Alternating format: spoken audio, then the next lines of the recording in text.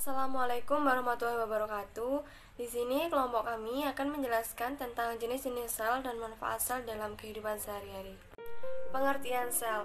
Sel sendiri berasal dari bahasa Latin yaitu cellula yang berarti ruangan kecil. Sel pertama kali ditemukan oleh Robert Koch pada tahun 1665. Sel merupakan unit struktural dan fungsional terkecil makhluk hidup. Sebagai unit struktural artinya sel berperan sebagai penyusun yang paling mendasar bagi tubuh makhluk hidup. Sedangkan sel sebagai unit fungsional itu artinya sel mempunyai kemampuan untuk dapat melakukan berbagai macam fungsi seperti respirasi, penyusun, reproduksi melalui pembelahan sel dan lain-lain. Tubuh makhluk hidup sendiri itu tersusun atas miliaran hingga triliun sel. Sel tersebut mempunyai kedudukan dan fungsi yang sangat penting karena menjadi faktor utama keberlangsungan kehidupan. Struktur sel. Nah, secara umum dibagi menjadi 3. Yang pertama inti sel atau nukleus, yang kedua sitoplasma, dan yang ketiga membran sel. Nah, yang pertama adalah inti sel. Itu merupakan bagian dari kehidupan sel. Inti sel memiliki tugas utama sebagai pusat pengawasan sel. Ia mengawasi reaksi-reaksi kimia yang terjadi dalam sel dan reproduksi sel. Untuk sitoplasma sendiri itu merupakan cairan sel yang terdapat di dalam inti sel dan juga membran sel yang terisi oleh partikel-partikel dan organel besar dan kecil. Dan yang terakhir, membran sel. Nah, membran sel sendiri adalah bagian terluar dari sel yang bertugas untuk mengatur hubungan antara komponen dalam sel dengan lingkungan luar sel-sel. Saya Nilnasa Sabila Marta akan menjelaskan tentang jenis-jenis sel. Nah, sebelumnya sudah dijelaskan ya kalau sel itu merupakan pusat yang mengatur keberlangsungan proses kehidupan. Menurut strukturnya, sel itu ada 2, ada sel prokariotik dan ada sel eukariotik. Nah, yang pertama ada sel prokariotik. Apa sih sel prokariotik itu? Jadi, sel prokariotik itu adalah sel yang belum memiliki membran inti atau nukleus, sehingga struktur dari sel prokariotik ini itu lebih sederhana daripada sel eukariotik sebab hanya terdiri dari membran plasma, kemudian nukleoid yang berupa DNA dan RNA, serta sitoplasma yang mengandung ribosom. Nah, kemudian materi genetik dari sel prokariotik ini itu tidak diselubungi oleh membran, tetapi DNA itu akan menggumpal sebagai nukleoid yang letaknya ada di tengah sitoplasma. Selanjutnya ada ciri-ciri sel prokariotik, di antaranya itu ada memiliki ukuran sekitar 1-10 mikrometer. Kemudian sebagai pembawa informasi genetik di mana DNA itu tidak dilapisi oleh membran inti.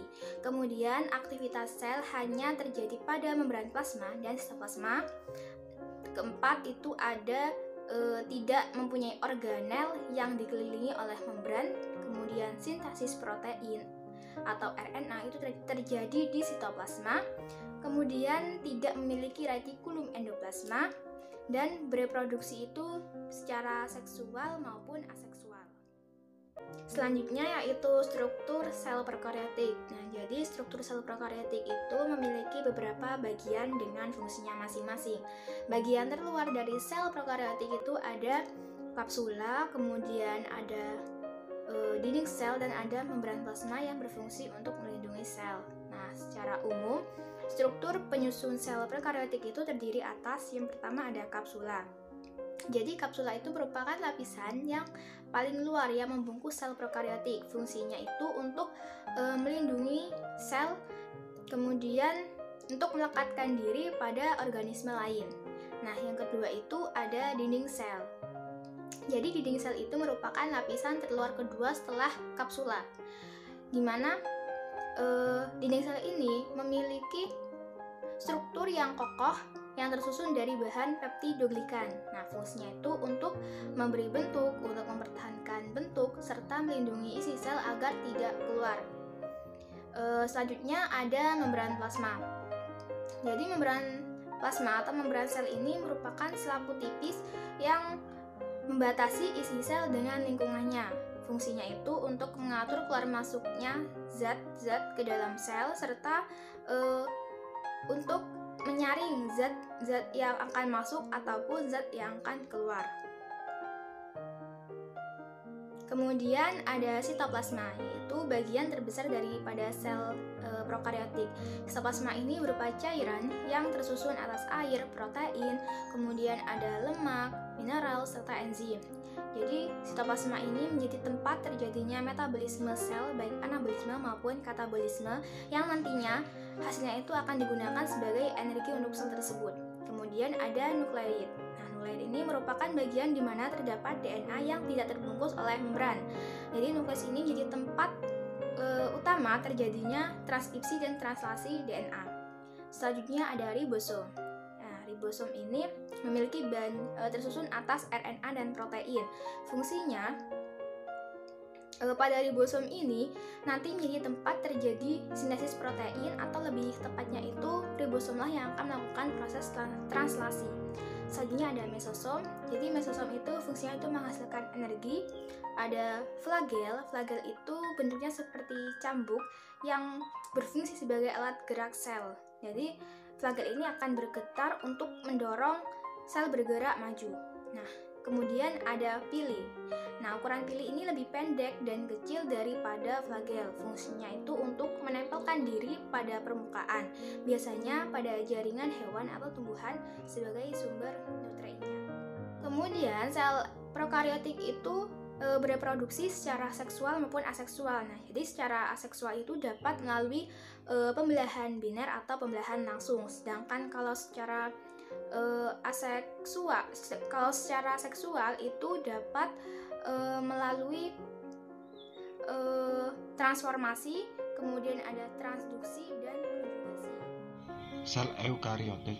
Sel eukariotik adalah sel yang sudah memiliki membran inti. Nah, sel eukariotik ini sudah berevolusi sejak berjuta-juta tahun lalu. Nah, sel eukariotik ini dapat kita temui di beberapa organisme seperti animalia dan juga plantae. Selanjutnya adalah ciri-ciri sel eukariotik. Yang pertama, memiliki ukuran 10-100 nanomikron.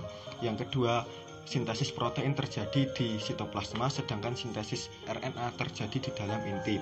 Yang ketiga, inti sel dibatasi oleh membran inti atau nukleus. Dan yang keempat, organelnya dibatasi membran. Yang terakhir, bereproduksi secara mitosis dan juga meiosis.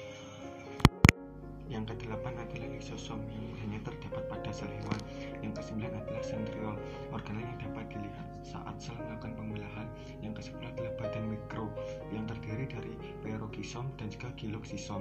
Yang kesebelas adalah mitokondria, adalah organel penghasil energi berupa ATP. Yang ke-12 adalah kloroplas yang hanya terdapat pada sel tumbuhan.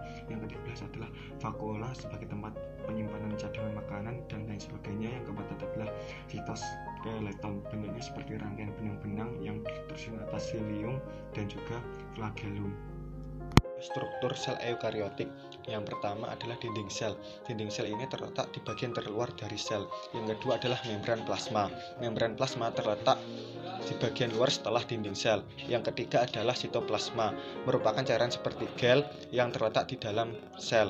Yang keempat adalah nukleus, adalah organel yang paling menonjol di antara organel lain pada sel eukariotik. Yang kelima adalah ribosom, adalah suatu organel yang berukuran kecil, padat, dan tidak memiliki membran yang ada pada semua sel yang hidup. Yang keenam adalah retikulum endoplasma, yaitu saluran yang membentang dari membran sel ke nukleus. RE ini dibagi menjadi dua, yakni RE kasar dan juga RE halus. Yang ketujuh adalah badan Golgi, terletak menyebar di seluruh sitoplasma. Baik, itu tadi penjelasan dari kelompok kami. Semoga bermanfaat. Sekian dan terima kasih. Wassalamualaikum